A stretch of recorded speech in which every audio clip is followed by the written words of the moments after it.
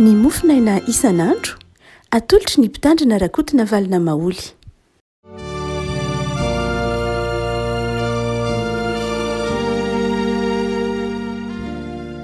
Fanoraba tsika rehetra riavako malala tratry ity talata 2 volana desambra ity. Ny mofainantsika anio dia ny Hébreo toko voalohany 9:9 ka hatramin'ny 9:12. Hébreo toko voalohany 9:9 ka hatramin'ny 9:12. Fakitsika amin'ny anaran'i Jesosy. Fa ny zanaka kosa dia nilazany hoe ny seza fiandriananao Andriamanitro dia mandrakizay dory, ary ny te hipahitsiana no te himpanjakanao. Tianao ny fahamarinana fa alanao ny heloka. Ko Andriamanitra dia Andriamanitra ao, efa nanosy diloilo fifalinanao, mihoatra noho ny namanao. Ary zao koa, ianao Jehovah tany aloha no nanorenanao ny tany, ary asan'ny tananao ny lanitra. Ireo dia ho levina fa ianao no maharitra, ary izy rehetra ho rovitra toy ny fitafiana, ary toy ny lamba no hamalonanao azy dia toy ny fitafiana ka hovany izy. Fa ianao no tsy miova, ary ny tananao, ny taonanao no tsy ho tapitra. Ray masino manamasinana ny fahamarinana ny teninao ny fahamarinana. Amen. Fa ianao no tsy miova. 2:12 tapany 3. Fa ianao no tsy miova. Fanekeko zany riavako malala. Ianao Andriamanitra, ianao Jesosy tsy miova. Ny mpitirana Hébreo dia manazava an'io any inany manao hoe fa Jesosy Kristy tsy miova omaly sy anio ary mandrakizay. Andriamanitra no tsy miova, ary hoy ny filaza ny mpitirana Hébreo hoe ary ny taonanao tsy mety lany, ny taonanao tsy mety ritra, ary ny taonanao no tsy tapitra. Reheafako tsindriny mpitirana Hébreo eto ny hoe ny tsy fiovan'Andriamanitra, ny tsy fiovan'i Jesosy. Jesosy moa ndresahany eto fa ny Kristy ndresahany eto fa mandrakotra mihitsy ny Trinité, zany hoe ny tsy fiovan'Andriamanitra zany, ny tsy fiovan'i Jesosy zany. Dikany tsy miova dia farafakeliny dia reto riavako malala. Voalohany, tsy mandaitra aminy ny fotoana. Zay le tenen'io manao hoe ny taonanao tsy ritra. Tsy mandaitra aminy ny fotoana. Misy filozofy sa mpanao politika anankiray antsoina hoe Mao Tse-tung, dia nanoratra boky anankiray nampiasaina tamin'ireo mpianatra zokinjokiny tany amin'ny taona 70 mihitsy moa zany 20 tanoany nampiasana an'ilay boky antsoina hoe de la pratique, tao anatin'ny programme mpampianaran'ny ankizy terminal scientifique tamin'ny fotoanandro. Dia boky anankiray izy io niaraka tamin'ny philosophie en science. Ireo moa fandaharam-potoana ny ankizy terminal tamin'ny fotoanandro, ny matsiaro zany ireo zokiny, ny terminal C sy ny D, fa ny terminal A nampiasa ny matsiaro zany ny moral, nampiasa ny rafidiso Kant angamban'izay. Dia tao anatin'ny boky natsoiny Mao Tse-tung de la pratique no ndresahany lava momba ny fiovana, satria moa ny révolution tamin'ny fotoanandro no ataontsika hoe isan'ny tena zava-dehibe ambety teny any amin'ny taona 20. Ary dia nataontsika hoe raha mamaky an'ilay de la pratique ianao dia mahatsiaro ny toe-panasy, ny toe-po na lay fahendrena, lay filozofia zany hitondrana ny fiainana mba apisy zay ataontsika hoe fiovana na révolution zay na anaiky ny révolution. Dia io anatin'io de la pratique io hoe zavatra rehetra dia mety miova avokoa. Anankiray ao anatin'io boky io, anatin'io fampianarana io ny hoe ny zavatra rehetra dia miova, tsisy zavatra tsy miova zany eto ambany masoandro. ny any tsy miova de ny fiovana ozy de zavatra toy ny tsy diso mihitsy zany fomba fisainany zany ny amin'ny baiboly ary de manaiky an'izany hoe ny zavatra rehetra de miova fehiziny antsina hoe fiovana ny tsy miova de ny tsy fiovana afabe le filozofia mahotsy e tonga avelatsika any fa eto ary de manazavany hoe fiovana de ny hoe andairan'ny fotoana ny zavatra rehetra raha nisy zavatra 10 taona lasa mipotro zao de efa niova izy na ivatakazo zay rehetraretinao io tsy miova aza efa tsoatran'io izy io mala ary tsoatran'io izy io raha mipitso efa nisy ravina na kronitsana teo alina de efa niova izy zany io tendrompohitra tazanao tsoniotson'io niova io tao anatin'ny efa nisy ahitra nanivy tona nisy ahitra maty efa nisy vongapasika nyentaka teo de efa nisy fiovana zany mety kely le fiovana mitahany taonatsika fa ny zavatra rehetra ty ambany masoandro de andairany fiovana avokoa avako malala soatra masina de milaza fa Jesoa ny tsy mba andairany fotoana tsy miova ny taona itsika rehetra de miantitra ny zavatra rehetra zay lalovantsika de vakivaky andairany fotoana io de miova izy na tena miova na nitoetra ny olona aza mety miova misy olona fantatrao tsara fanampy izy 20 taona lasa ankehitriny izy mitompo taona kizitina be mihitsy izy ihany fa miova ny toetra zava ho azy aza mety hoe misy zavatra tsy miova zany fa miova ny olona fa ny faharoa de izao ny ataontsika hoe miova ihany ko ka tsy mba hitanao miova ao amin'Andriamanitra de izao ny ataontsika hoe ny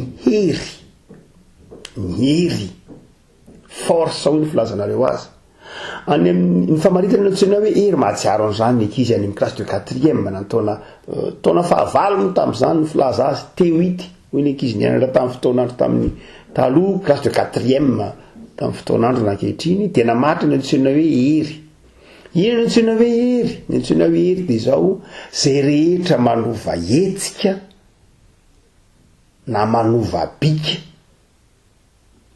dia na koa manetsika zay mampihetsika na manova hetsika na manova bika zay ny antsona hoe hery no zany dia ny fiovana ataontsika hoe miova de izao andairan'ny hery maro samihafa eto amin'izao tontolo izao de miova izy rehefa hiara-ny hery samihafa eto amin'izao tontolo izao de miova izy asany hery asa mety ohatra asa ny zavatra mitrakatra izao tontolo misy hery isan-karazany misy ny angovo elektrika misy ny angovony masoandro misy ny adi-tsaina misy hery isan-karazany tranga de manova fa izao Andriamanitra na inona karazan-kery mitranga eto amin'ity zao tontolo zao ty tsy manova an'Andriamanitra zany mety manova ny olona zany misy ny herin'ny vola manova olona misy ny herin'ny fahantrana manova olona misy ny herim-pamiretana tsindry azy reny manova olona misy ny herin'ny aretana manova olona fa Andriamanitra tsy miova ao anatin'izany Andriamanitra tsy mba andairana zany Andriamanitra tsy mba andairana zany misy ny herin'ny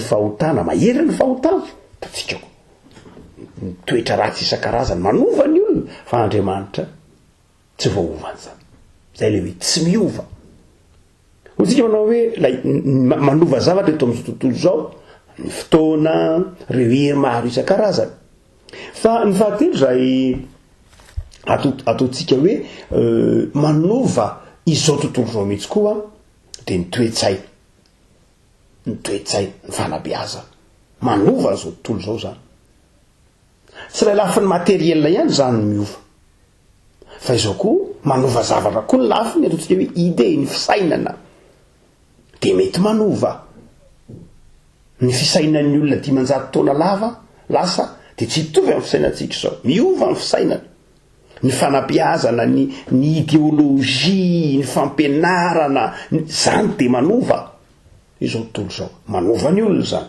manova manodidina zany ny mondialisation zany dia manova ny olona fotom-pisainana zany alohan'ny maha fitantanana azy de fotom-pisainana de manova olona zany manova ny fiarahamonina zany fa Andriamanitra tsy miova zany hoe epistilo any Hébreu eto manao hoe ianao tsy miova Andriamanitra. Misy tononkira zay ao anatin'ny salamo tononkiratsika FFPM mahira fa 3:7 miovaova zao rehetra zao ry tsy miova o momba anay. Raha miova miaraka amintsika Andriamanitra de tsy afaka momba antsika izy. Raha miova miaraka amintsika Andriamanitra de tsy afaka momba antsika izy. Raha fehezin'ny fiovany zao tontolo zao Andriamanitra de tsy Andriamanitra tsony izy. Fa satria Andriamanitra no mitondra ny zavatra rehetra de nataon'Andriamanitra iova ny zavatra rehetra fa izy kosa tsy miova. Raha ohatra ka miara-miova amin'izao tontolo zao Andriamanitra de tsy afa mamonjy antsika izy. Fa satria Andriamanitra ivelan'ilay fiovana de afaka mamonjy antsika izy ao anatin'ny fiovaovany. Inona ny akon'izany zavatra any avako malala andeha ampiarina ny fiainam-panahy. Raha tsy miova mihitsy Andriamanitra ka miova zao rehetra zao de ahoana? Inona ny akon'izany amin'ny fiainako? Voalohany indrindra de zao ny fitiavana. Nasina misy zavatra miova eto amin'izao tontolo zao fehezin'ny fiovana nininy Andriamanitra natao zany. Na de mahotsy atonga ary natakatra an'izany ko mainka moa fa amin'ny Baiboly mahatakatra fa miova mihitsy ary lalàna loi nataon'Andriamanitra teto amin'ny zavaboary ny fiovana na ny olona aza. Aza mieritreritra ianao manao hoe olona miara-monina aminao tsy miova de menao tsiny ary ianao niovako tsotra mifanaraka tamin'izany taminao mihitsy afaka moatra zany izy ty mety miova ny olona. Tsy hoe mivadika tsy hoe raha tsy sainy izy fa natofo mety miova ny olona.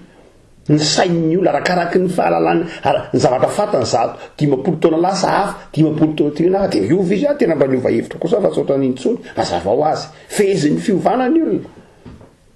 Fa izao misy zavatra kosa nefa riavako tsy naveran'Andriamanitra niova. Inona raha hoe ianao? Fa raha ohatra ka naveran'Andriamanitra niova daholo ny zavatra rehetra de ahoana? De tsy azo miainana indray. Fa misy zavatra tsy naveran'Andriamanitra niova. De ninona? Ny fitiavana. Zay mahatonga ny Jaona mitemina hoe Andriamanitra de fitiavana. Ny fitiavana zany tsy miova. De io fitiavana io ny tsy miova ao anatin'ny olona. Tena mety miova daholo ny zavatra rehetra fa ny fitiavana tsy miova. Zay mahatonga mahasarobidy ny fitiavana namana. Le namana mety miova ange. Androany izy mety teritra, rapito izy mety masika, raha izy mety tsy mahafoy, zao ndray izy mahafoy, mety miova ny toetrany. Fa le fitiavana ho azy tsy miova mihitsy. Satria le fitiavana Andriamanitra. Zany hoe nasian'Andriamanitra zavatra tsy miova ao anatintsika mba ahafahantsika miaina ao anatin'ilay fiovana. Raha ohatra ka miara-miova daholo ny zavatra rehetra ka miova hatramin'ny fitiavana de tsy azo iainana ny tany, tsy azo iainana ny fiarahamonina. Fa misy zavatra nasian'Andriamanitra miovaova ary misy zavatra nataon'Andriamanitra tsy miova. Io tsy miova io nefa no ahafahantsika miaina ao anatin'ilay fiovana de ny fitiavana. Raha ohatra ka tsy eo ny fitiavana, raha miovaova ny fitiavana ary miara-miova ny fitiavana daholo ny zavatra rehetra de zava-doza ny iainana. Tsy azo iainana ty tany ty. Namanao androany tsy ho tianao raha pitso. Le namanao raha pitso hoaranao raha amin'ny herinandro ambony. Le zavatra tianao androany tsy tianao tsony amin'ny herinandro. Fa misy zavatra nataon'Andriamanitra miova ka mba ahafahantsika miaina ao anatin'izany firimorimo ny fiovana zany de ny fitiavana. Inona zany hoe tsika miatrika ekeo ry avako fa miova zao tontolo zao ekeo fa mety miova. Fa izao ry avako malala inona ny fitaovana hoe tsika miatrika ny fiovaovana zao tontolo zao ao amin'ilay hoe ianao tsy miova Andriamanitra de ny fitiavana. Zay ngeny dika rehefa misy olona atao mariazy de misy an'iny fanekena iny manao hoe eto natrehan'Andriamanitra sy ny fiangonana izao ranona de ty anao ranona. Manaraka amin'ny fomba fanambadiana kristianina hatramin'ity andro ity. Na mitombo reny sika na mamelaheny na finaritra na marary de ty anao sy amelanao na inona manjao antsika ary janona aminao reny manam-piavana fahafatesana. Inona ny dikany fanekena io? ny zavatra rehetra mety miova, mety me manan-karenitsika, mety me mahandrotsika, mety me tanora ianao me tanora motsisy eny misy an'io zany zao fanaovana chirurgie fandidiana tarehy fampiasana botox sainy mety miova ianao, mety miantitra, mety miexidina, mety me manan-karenitsika, mety me mahantrotsika, tsy fantatro zay mety miova amin'ny fiainantsika fa misy zavatra kosa tsy miova. De zao ny fitiavako anao, na inona fiovana eo aminao, na tare na bika na vola na arena na toetra na inona na inona mety miova ianao ekeko zany, fa ny ekeko kosa tsy iova de ny fitiavana. Zay nge dika ny faneken'ny mariazy. Afaka malala ianao no tsy miova Andriamanitra ny dikan'izany de zao nametraka fitiavana tompona ianao de ny fitiavana tsy miova. Tianao foana ny ray aman-dreninao na miantitra na metan'olo izy, tianao foana ny zanakao na maditra na endry izy, tianao foana ny tanindrazanao na mantra na gisitra farak'izay mantra to ambonin'ny tany azy, tianao foana ny fiangonanao na endry na inona izy ao, tianao foana ny namanao, tianao mandrakariva ny vadanao satria nataon'Andriamanitra tsy miova ny fitiavana satria izy fitiavana. Fa ny faharoa de zao midika ny teny hoe ianao tsy miova Andriamanitra de zao koa afaka malala tsy miova Andriamanitra ka afaka mamakivaky ny vanim-potoana izy, tsy resy ny fotoana izy, tsy resy ny hery samy hafa. Zany hoe ina no mitranga Andriamanitra zany tsy voafehan'ny fotoana. Tsika zao anio 20 ny volana Desambra amintsika ny fotoana misy 20 Desambra tsika anio, itsika tsy afaka mitsambikina any amin'ny fahavoloan'ny volana Janoary 20 miandry, mbola afaka 10 andro zany. Itsika tsy afaka mijanona any amin'ny volana Marsa hoe nafinaritra ny confinement tamin'iny fotra mipatatotrano foana, dia tsy afaka mijanona any amin'ny volana Martsa na Avril 20 satria ny fotoana mandeha, ny fotoana tsy azo iverenana. Amintsika ny antsoina hoe fotoana dia io masoandro miposaka sy miledika io, zay ny antsoina hoe indray andro, iny tsy nizaraintsika, iny ny antsoina hoe fotoana. Fa amin'Andriamanitra ange tsisy zany fotoana zany ny epistilo any Hébreu, mandrakizay Andriamanitra tsisy fotoana zany, tsy misy mankalaza ny faharetapitrisy fotoanan'Andriamanitra tsika, tsisy an'izany satria tsy mandaitra amin'Andriamanitra ny fotoana, mandrakizay Andriamanitra. Tsisy heviny amin'Andriamanitra mihitsy ny fotoana, amintsika ny misy heviny ny fotoana, fa amin'Andriamanitra tsisy heviny ny fotoana. Amin'Andriamanitra miveratra io mason'Andriamanitra ny omaly ny anio ary ny mandrakizay. Mazava teny epistilo any Hébreu.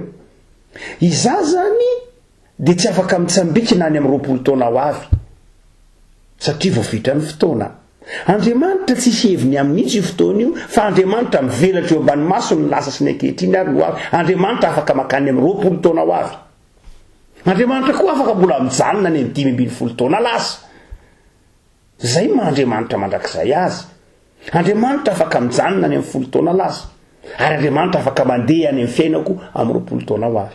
Raha nazamy fahefana zany Andriamanitra, raha tsy manazamy fahefana zany izy de miova izy zany. Voafehan'ny fotoana izy zany, fa tsy voafehan'ny fotoana mihitsy izy, sady tsy voafehan'ny toerana. Noho zany de zao rehefa miaraka amin'Andriamanitra, iza voafetran'ny fotoan'Andriamanitra, iza mety hovan'ny fotoan'Andriamanitra, iza mety hovan'ny karazan-kery samy hafa Andriamanitra, fa ianao tsy voahovany zany.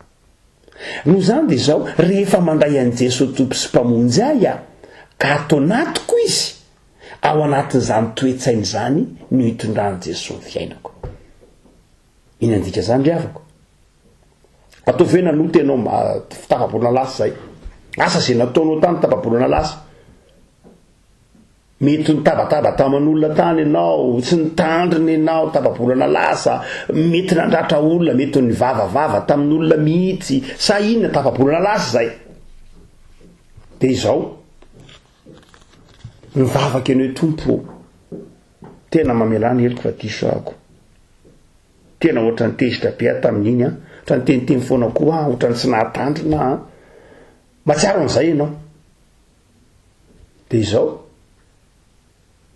ianao tsy afaka miverina amin'ny tapabolana lasa ntsony, iny tenenin'ny tolo malagasy hoe ny ranony raraka tsy azo rofina, fa ao amin'Andriamanitra kay mbola azo rofina le ranony raraka. Ahoana ny androfan'Andriamanitra azy? satria andriamanitra mbola afaka miverina amin'iny lasa iny. Tsika androany 20 volana desambra, andriamanitra zany afaka miverina amin'ny 4 desambra na ny 5 desambra.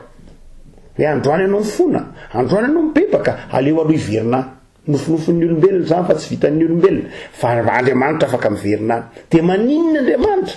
Manamboatra n'ilay zavatra nasimbanao tao. Afaka miverina de manamboatra ilay zavatra nataonao tao, zay mahandriamanitra azy. De afaka miverina izy. Tsika zany amin'ny 20 de anao eto mibebaka mifona andriamanitra. Hay andriamanitra nandeha niverina tany. Miona aminao le olona anio rehefa avy eo na raha pitso, gagy anao fa le olona tsy tezitra akory. Gagy io ary tokony voroaka tamin'iny asako iny ohatray. Ary tokony tezitra be tamiko le olona teo ohatray, ary tsy napoiziko mihitsy ohatra zao.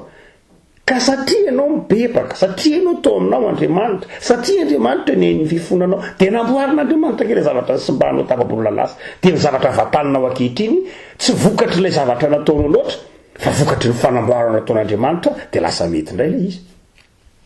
Ntika zany rehefa ko malala ny tena tiana tenena de ity, lay andriamanitra ho tsy miovy io. Ary rehefa tsy miovy io, azonao iantoerana sy iantonina ka angatahanao famelana amin'izay rehetra tsy mety natao, hanamboarany ny zavatra rehetra ahasoanao indray rehefa avy eo. Tsy milaza koa zany aza mandana manota zanatry, fa milaza ny hoe mibeba, fa ny zavatra rehetra amboarin'andriamanitra ahasoanao rehefa avy eo. Mahasoanao rehefa namboarin'andriamanitra lay zavatra tany rina tany, zavatra efa nataonao tany, amboariny indray anjary ahitsy araka ny tokony ho izy, arak'izay fantany fa mahasoanao mazava ho azy. Noho zany refako malala, tsy ny zavatra nataonao akory, aza de manaiko tambesara ny lasa loatra, fa eto amin'ny tompo za. Eto amin'ny tompo lay lasa tsy mety, ifony amin'ny tompo lay zavatra tsy mety, de izy rehefa avy eo manamboatra. Arak'izay fantany fa mahatsaranao. Ny farany refako malala de izao, tsy miova mihitsy andriamanitra ka tsy hovan'ny toetranao mihitsy izy. Tsy hovan'ny fahotanao zany andriamanitra.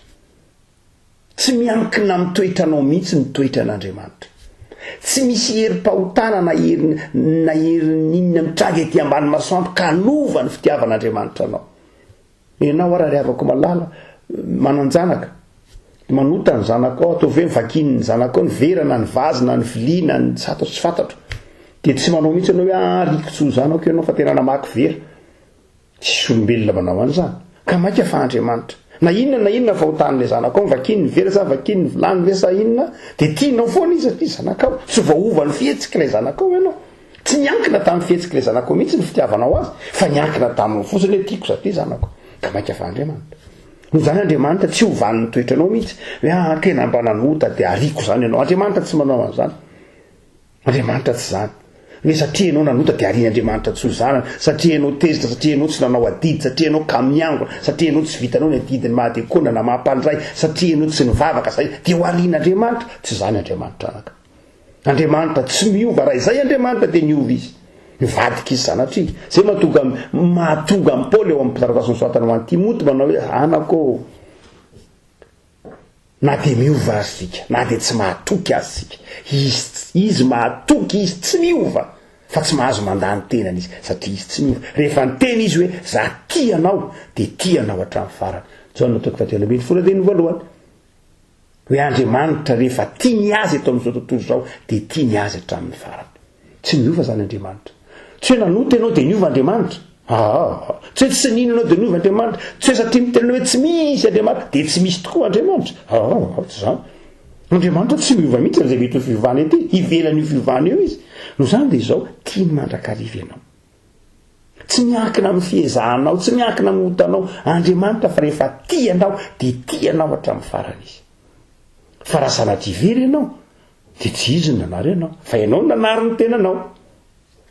Raha sanatria nanota ianao ka naratra de tsy izy ny naparatra anao, fa izy fitiavana, fa vokatry ny fahotanao mihitsy. Andriamanitra miteny manao hoe aty tsy atao fa raha ataonao ty de miatra ke vokatry hoe de manao ianao de zany tena hoe andriamanitra ke nikapoka, ianao ny tany sy nitandrina tenanao, ianao ny vily. De ahoana ny fomba ialana amin'izay vokatry ny fahotana zay? Fangatahana amin'andriamanitra hoe niala tamin'ilay lalanao andriamanitra fa avia mba apio mba ho tsy ilay vokatra ratsy ny menjery tamiko fa amboary mba ho tsara indray. reavako malala tsy miova amin'ny fitiavan'andriamanitra anao tiany mandrakariva ianao na de ratsy aza na de nahafoy azy aza de tiany fa tsy miova izy aza mietritrin'andriamanitra miova raha mandalo fizahanytoetra ianao a tsy miova koa reo fitiavan'ny tompo anao raha mandalo zavatsarotra ianao a tsy nahafoy ianao zan'andriamanitra nen'andriamanitra de zao rehefa nitononona ianao hoe zanaka de zanaka hatramin'ny farany mety ho zanaka maditra ka anarina de zay fa andriamanitra tsy miova ny fitiavana ianao hoy ny epistily amin'ny Hebreo manao hoe enao andriamanitra tsy miova andriamanitra fa fitiavana mandrakariva ivavaka sika tompo ao misoranao zahay noho ny amin'ny fitiavanao sy ny famindramponao ianao lay tsy andairan'ny fotoana ianao lay tsy andairan'ny fiovana ianao lay tsy hovan'ny toetranay akory aza fa andriamanitra tsy miova hatramin'izay ka ho mandrakizay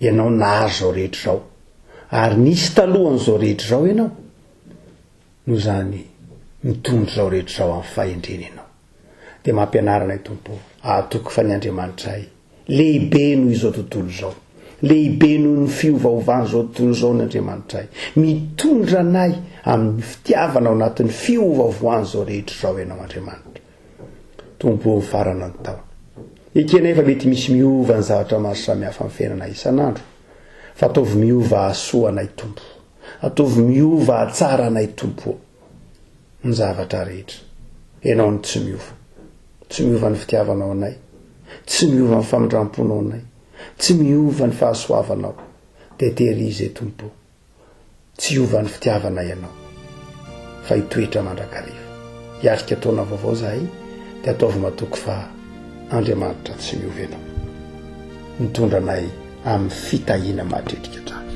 misaotra Jesoa amen